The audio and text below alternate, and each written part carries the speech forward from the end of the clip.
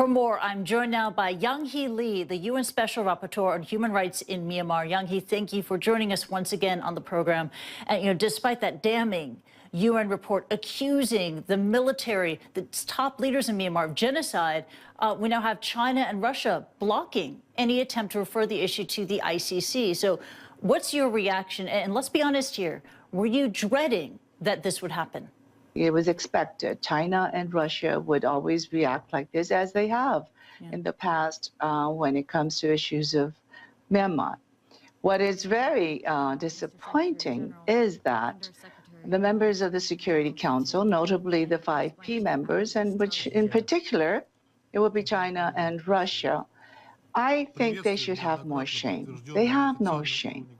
I'm being very, very harsh, but it's about time that people start to really call a spade and tell the P5 members that if they do not want to uphold the Charter of the United Nations, they have no business sitting in those very important places.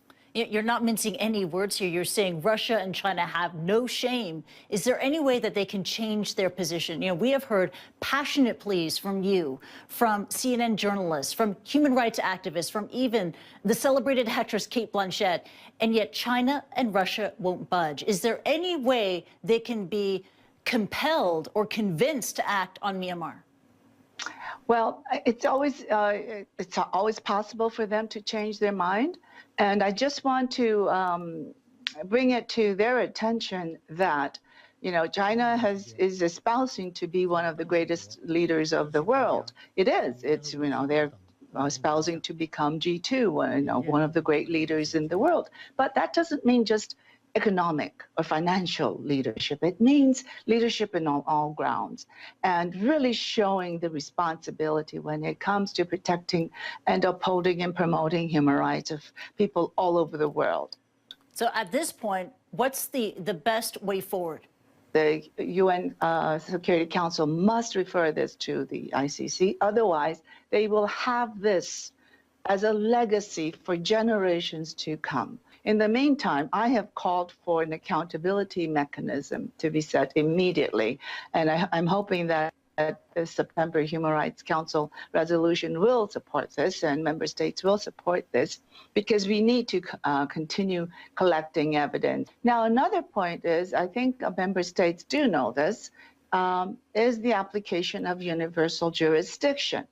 It means that any country in the world can decide to apply this into their domestic courts and pursue this. And I really do hope that one country in the near future will have the courage to come up and try to say, hey, we will apply universal jurisdiction.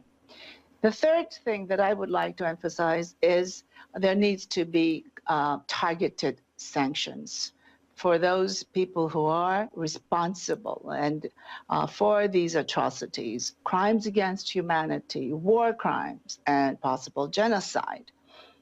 This not only includes the military, but also members of the civilian government.